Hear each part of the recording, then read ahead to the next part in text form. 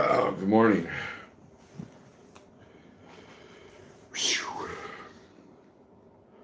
Been kind of a there's some notifications. So good morning. Turn this down. Oh, looks like we're crooked. We'll fix that. There we go. Sterling, what's up? Oh, all right. Messed up something here. Good morning, Matt's. We're into it's Saturday, I believe, right? I lost track of the day. Yep, Saturday, April 1st. Is the final day of Matt's. I'm going early. So we are going to hopefully meet, or at least hear, Dr. Ken Berry. I've made a couple of decisions while I've been here. One is I'm going to focus a lot more on my other channel, Snorelord OG, and we're going to be more health focused, I believe. Not that that's going to do well, but and then what's the other decision I made? I made a few. Keep those to myself. Anyways, good morning. We are in Mid-America Truck Show in Louisville, Kentucky. Thursday, Friday, Saturday. Day 3. Had to count. I hate counting. I got our morning coffee. I've been using these Folgers. Like they look like tea bags. And it's been pretty good. It's better than instant, but it's not. It's just as good as brewed coffee, I believe. My body is really starting to be aggressively like, dude, what are you doing, man? I've had some really, really decadent food for the last 3 or 4 days. And we're definitely going to have to do a full reset when I get back. Yesterday was kind of interesting. I haven't gone beyond the section that the Thunder Fighting booth is in. And so today I'm going to fix that. Today I'm going to try to walk some more of it. I'm going to have my phones with me. I'm going to try to take as much video pictures as I can.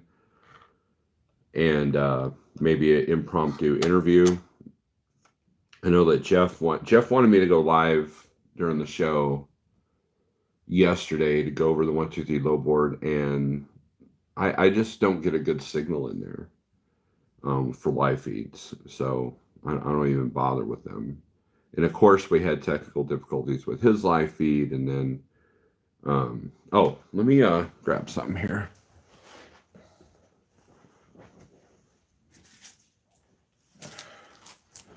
So I haven't checked it out yet, but yesterday I was live on Jeff's feed, and there was a gal that was curious about the 150 low board, so I was helping her out. That was the live feed, and she's this chick named Joe John. I haven't checked her socials yet. As you can see, it's still in the package. She handed me this, and she said that she was a human trafficking survivor. So I thought that was interesting, and want to check out her story. Anyways, that live feed went on. So I haven't attempted to do live. I think that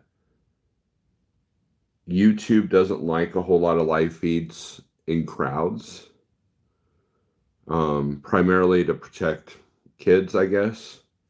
So that's another reason why I haven't gone live from inside the place. And anybody who's been at Matt's or even Gat's, the signal just is not great in there. And when you do finally get something to do what it needs to do, it's fuzzy. The sound quality is just horrible, whether you got a microphone or not. So I just don't even mess with it. Got to hang out with quite a few people, made some connections, help other people that should be connected, make connections, talk to some old friends. And hopefully I will be walking the show today. And it's interesting. There's a lot of people there, like DIY Semi and Pigtail, that showed up, and they've never been to Matt's before. And it's interesting to see people's reaction their first time. I know it's funny, when the first year I went, all the light guys were like, "What do you think?" Because the reaction is usually spot on, like, "Wow, holy crap." And something came into the Thunder booth and said hi, and he said that 12 years ago the show was even bigger.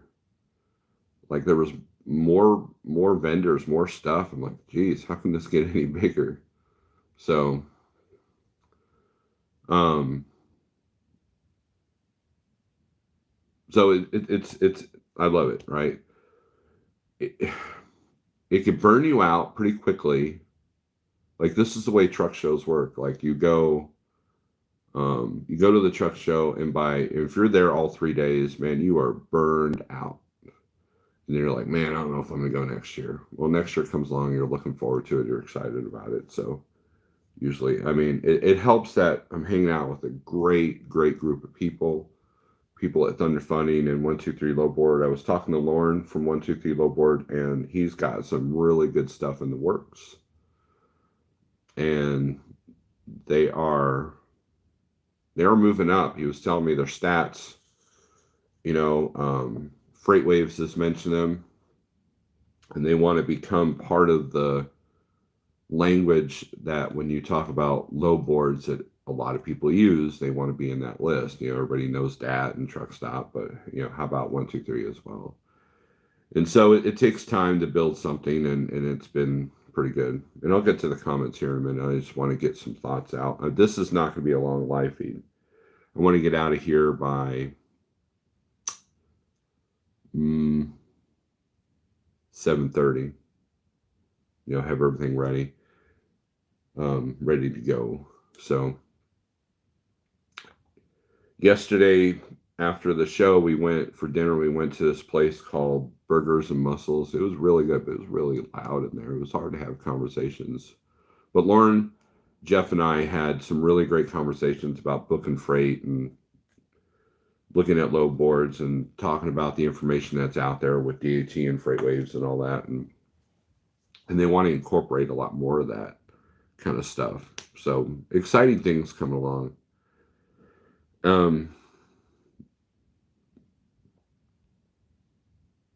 I was wrong in yesterday's live feed about the big brokers not being there. They are there. They're just in a section. I don't know why they're not listed in the book.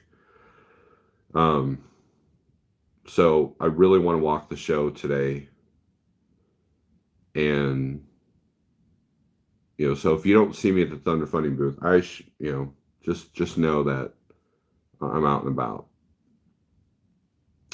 Some hellacious tornado thunderstorm stuff came through here last night. It's interesting being 9 floors up during a massive thunderstorm. I was looking down at all the wind and rain. It was pretty neat. I guess Little Rock got hammered, Indiana got hammered, Iowa got hammered. I was getting police scanner reports, and I believe that's so Pale Rider. Pale Rider and I have been hanging out quite a bit, which is cool because that's usually what we do at truck shows, man. We're usually not too far apart. And, he's not on the road anymore, so for the most part, neither am I. But it's good to see friends that normally you would see out and about in a truck stop or something, and then, suddenly both of you aren't driving. So how do you connect? How do you hang out? Well, truck shows are great places for that. I'm trying to think if there's anything else.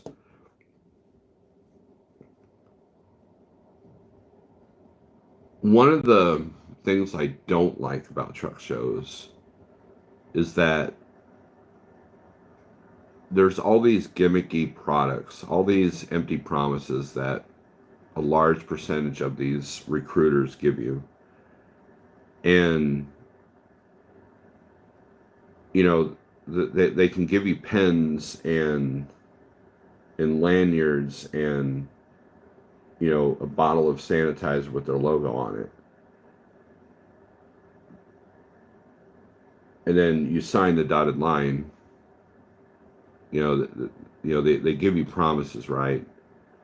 So there's a lot of that going on. There's a lot of like gimmicky stuff,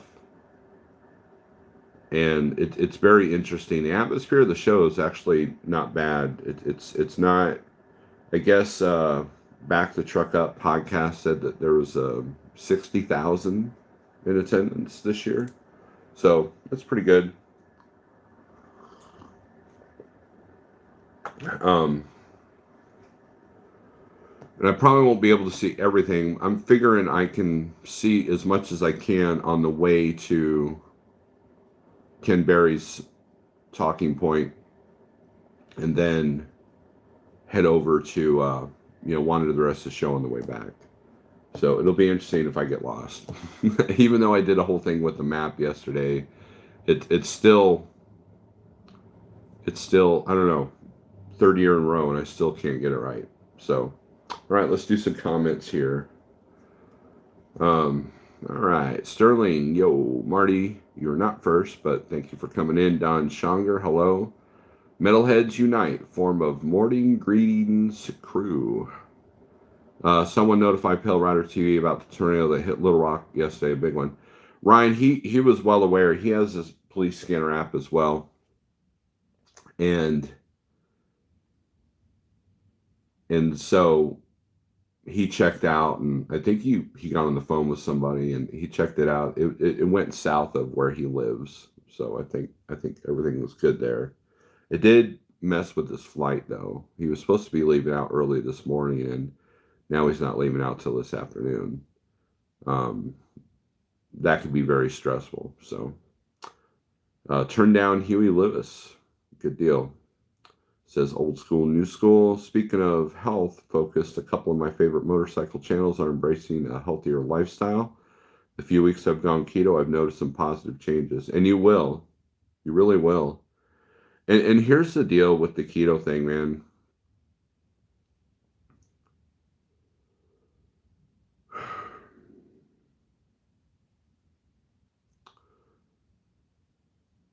The toughest part about it is when you get to the time frame between starting and feeling the benefits,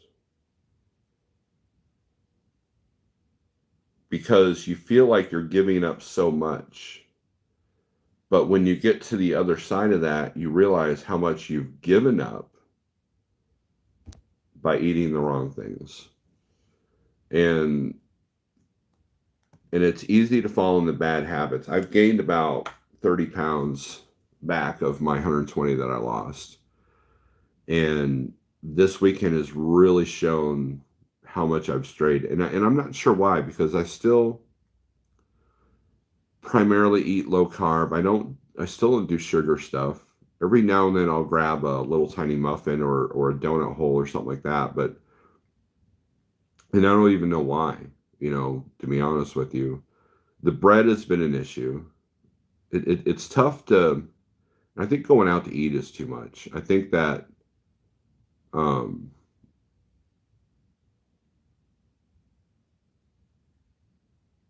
when you pay $15-20 for a meal and you tell them that you don't want the bread, you feel like you're cheating yourself. And so what I've discovered the last, I don't know, week or so, and one of the best things that a person can do is be insightful, mindful eating, right?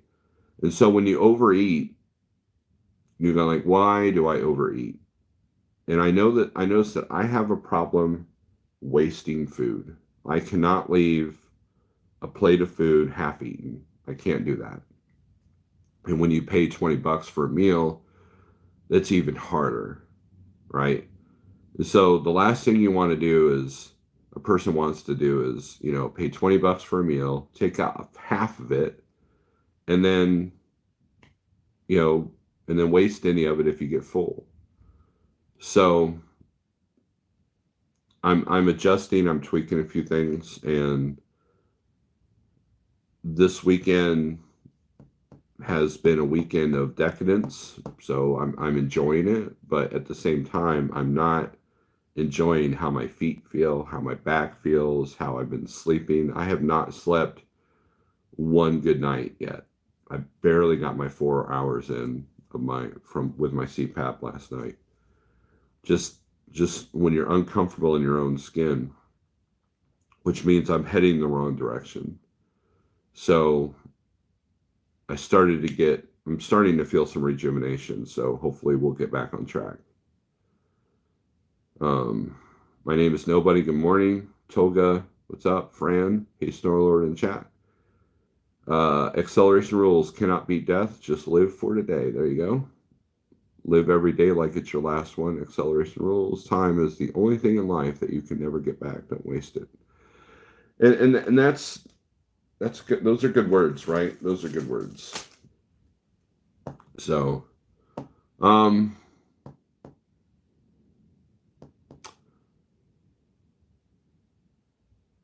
it's been good seeing all the people.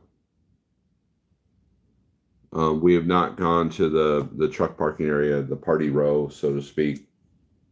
Haven't done that, and I apologize for that. I wouldn't know where to find anybody, to be honest with you. And I don't have a chair to go out and hang out and sit down. And by the time you're done, man, your feet are just worn out. I don't care if you're physically fit or not. Your feet just get worn out. Um, Other than that, there's a lot to learn at a truck show. I have not been able to walk the show trucks outside. I've not been able to do that. And that kind of bums me out as well because I do like show trucks, but I'll make up for that come Joplin. That's happening this year, the Guilty by Association Truck Show. And maybe I can convince Pale Rider to come up to Joplin for that one. So that's not too far from Little Rock or from where he lives in Arkansas. So other than that, we'll see what today brings. Today's the shorter day, but it's also the most intense day because now you've got the general public, the family. And so I encourage everybody to go early, avoid the long traffic line, and sometimes it gets so packed in there that it's tough to move. So if you have any kind of anxiety with crowds and everything, then it's going to be a bit of a struggle. But I think it's worth it, depending on your level of anxiety. So I really wish my wife was here to see all this. Maybe next year we'll solve that. So, but other than that, I noticed there's a lot going on. YouTube's been kind of quiet. I haven't been paying attention. I haven't been paying attention to any news items. Oh, and today's April 1st. So April Fool's. So I expect a lot of BS and crap, when it comes to social media. All the stupid Facebook posts, saying, oh, I've done this. And, oh, it's like, man, whatever. I hate April Fools. So there's enough. I don't know, I'm ranting now. But anyways, make sure you guys subscribe to my other channel. I'm gonna make that more health focused, and it's time for me to make some changes to accelerate what I already started. When it comes to business stuff, I've made also a couple other decisions. I will keep those to myself, and that's pretty much it. So I will be back to doing live feeds from the computer Monday morning, and it's going to be the same stuff. I'm not changing anything up. I'm going to become better at things, but we'll see. We'll see what happens. Do I have any Marshall amps? No. I've never owned a Marshall amp. At one time, I wanted a Marshall mini stack when I was in high school, but they wanted like $300 for a 10-watt amp. And I'm like, because it looks cool. So I never did that. I do like the Marshall valve states, the old tube amps. But beyond that, I do love Marshall cabinets, though. I had a Marshall cabinet. I believe it was so old that Jimi Hendrix might have toured with it, or so it seemed. That was the best sounding cabinet I've ever owned. I believe it had Celestian greenbacks in it, and I got rid of it. I mean, that thing looked like dirt. And that was one of those pieces of equipment that I regret getting rid of. What's up, old man? I'll meet up with you in a couple hours. Oh, okay. You here? Marshall sold the company. I didn't hear about that. SSD, you want a Marshall? What's up, SSD? SST? Dying Breed, I saw you sneak in here. When it comes to amps, I'm a PV guy. I know that's weird. There was a time where that would have been a bad sentence, but I've been using the PV Triple X for my full stack for, I don't know, going on 20 years now. So, and it's been a champ. It's a tube amp. It's very similar to the Mesa Boogie dual rectifier, but it's got more of a different tone. The only other amp that I've heard that I would really want is, I can't remember the name. My friends in Arkansas use them. But also the PV Joe Satriani amp. That's a good amp too. So, but as far as the other amps, these new amp names I've never heard of, I don't know anything about them. So 412 cabinet, it's a speaker cabinet. So speakers and power amp, but you can buy the speakers and head unit separately, right? I had a buddy of mine that had Marshall 410s instead of 412 cabinets, and those sounded amazing. So, and then I know some guitar players that will do a 412 and then a 15. So they get that heavy low end. Of course, with the kind of music I listen to, that's kind of the thing. Yeah, John Kirkpatrick just says a lot of people seem to like the orange. Orange has had this reset. There was a time where the only way you could have an orange amp is if you went to your grandfather's, music store and found a cabinet out in the back or something. But they rejuvenated their company, and I haven't really experimented with them. I don't go to music stores a whole lot. There's really no need to. I have what I want. I have what I need. So unless I'm picking up a set of strings or some picks, I really don't go into guitar stores. And some of that's because of temptation. If the right BC Rich is in there, because I'm a BC Rich guy, if the right BC Rich gets in there, I want to buy it, and that's not a good thing. So, like the Orange Company, good people, great videos on the tube. I'll have to check that out. I do know that their cabinets are really good. So, but I've never had any experience. I've never played through one. I've never tried one out at the store. Well, maybe I have one of the combo amps just to try out a guitar, but now everything's digitalized. And so, amp modeling and all that stuff. So Line 6 was kind of one of the pioneers of that. And the first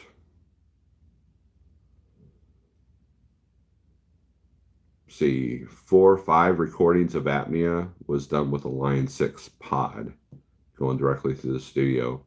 But there was one that we've actually mic'd up our amps. And then the latest one, we mic'd up the amps. And I used 2 different amps. I used a Mesa Boogie on one side, and I used my PV on the other. So they still make tube amps, but I don't know how you'd find replacement tubes. Yeah, that whole anti-Russian thing, which is where, like the Sovtechs are made and all that. I'm worried about that. So if I ever decide I want to start playing out, it's different now. To play local venues, you don't really bring your full stack anymore. You don't, you plug in directly through through the PA system with a modeling head.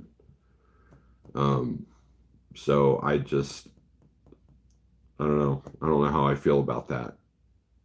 It'd be nice to load in and not have to lug around all that equipment, but at the same time, I like having that power behind me. So, but my tubes are pretty old, so I should probably look into seeing if I can find replacement tubes for it. If not, then I guess I need a new amp.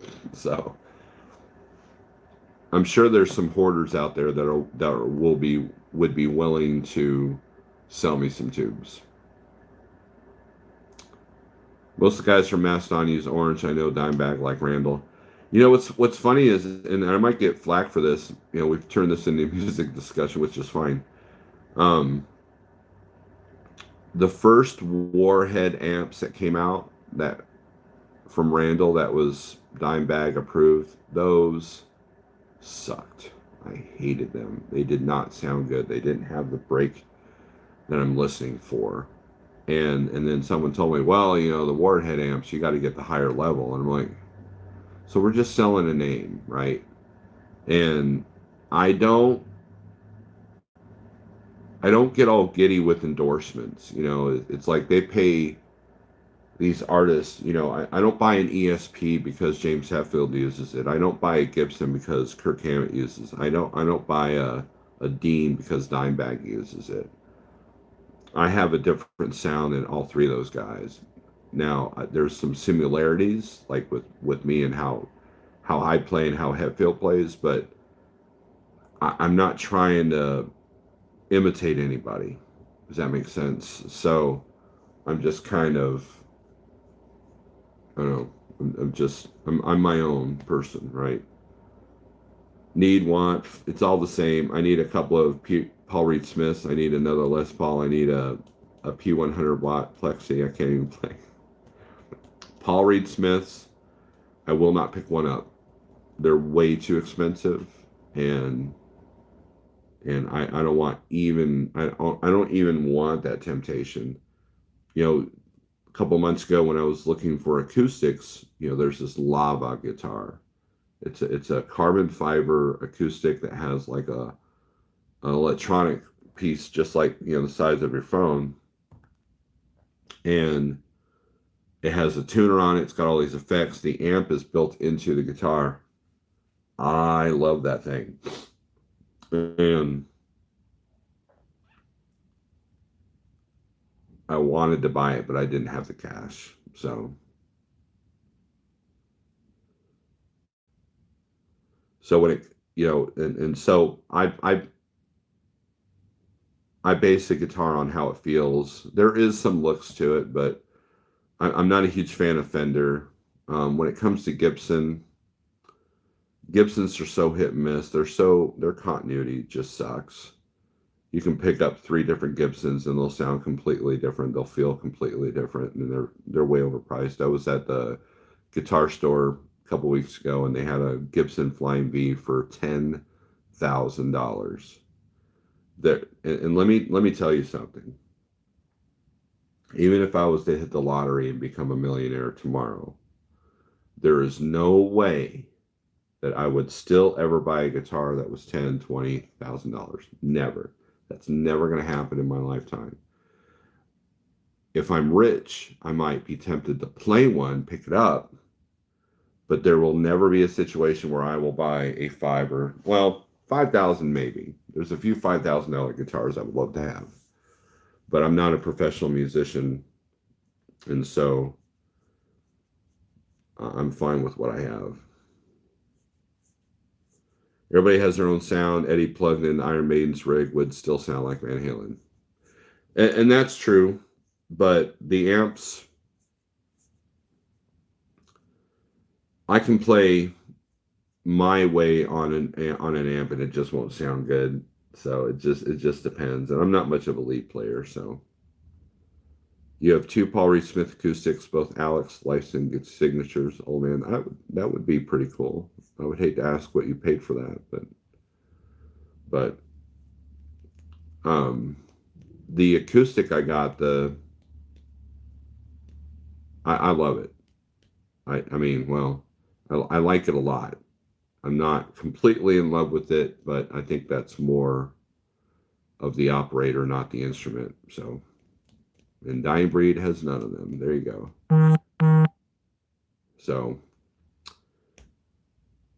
anyways, while the world, I just got a headline. So while the rest of the world falls apart, um, just just figure things out. Pay attention, and you'll get through it. They weren't expensive. But I dig people, says Dying Breed, talking about their passion. I find myself, my music passion has been reignited, so that's good. It's been a long time since that's happened.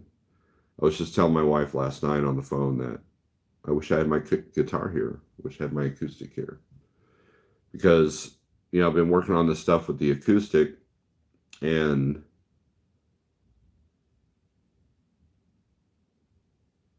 I've been working on it every night right before bed, and I miss that. So I think the wood makes a great difference. Lots of today's stuff made.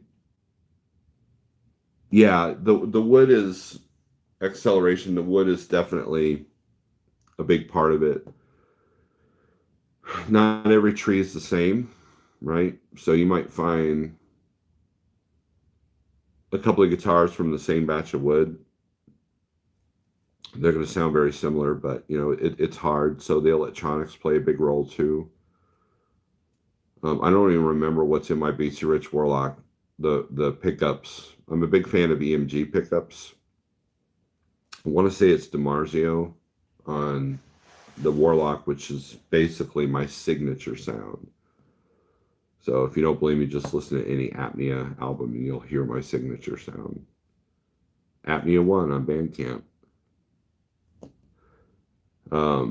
JF Trucker, I forgot who said it famous, but said a good musician can make any cheap guitar sound like it costs thousands.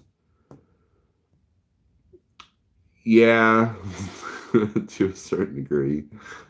Maybe not that, but a good musician can make something out of nothing. There's a lot of videos of these professional musicians that pick up, that first act stuff from Walmart, and they create albums with it. And it's pretty interesting. But true musicians, well, no, I hate that term. Somebody with a good ear can hear the differences. And if you're look, if I was a professional musician making a ton of money and my stuff was going to be scrutinized, then I would want the best quality sounding things. And sometimes the best sounding things don't have to be the most expensive. I guess that's the big part of that. Pale Rider, what's up? Want to buy an oak or cherry guitar? I hear a different tone in your delivery. Just remember, it's a marathon, not a race. Don't let the demon back into your life. I'm here to talk if and when you need to. Well, thank you, Dying Breed. I'm okay. It's just been a tough weekend. That's all. Yeah. I just I'm there's something I'm missing. There was a point in the keto journey when I was just on fire, man. I was just in the zone, and I have been in trouble. It's kind of like when you go bowling, right? Those of you who've ever gone bowling, like, man, you just strike after strike after strike, and then 4 gutter balls or a spare here and there, and that's kind of where I'm at. I've had a few gutter balls and a couple of spares, and that's about the best I've been able to muster. So, but hopefully I get to shake hands with Dr. Ken Berry and listen to what he has to say, show my before and after pictures, and see if there's a way I can it'd be cool if I can interview him, but that's like me, man. I hope I can interview James Hetfield someday on my YouTube channel. The fat chance, right? So, with that being said, guys, thanks for coming in. I know I've been going live these odd times earlier than normal. It's like only 6 o'clock Central, which is where the majority, I think, of you people that listen to this and notifications have not been my friend. So there's that. But anyways, thanks for watching. Strength for today, hope for tomorrow.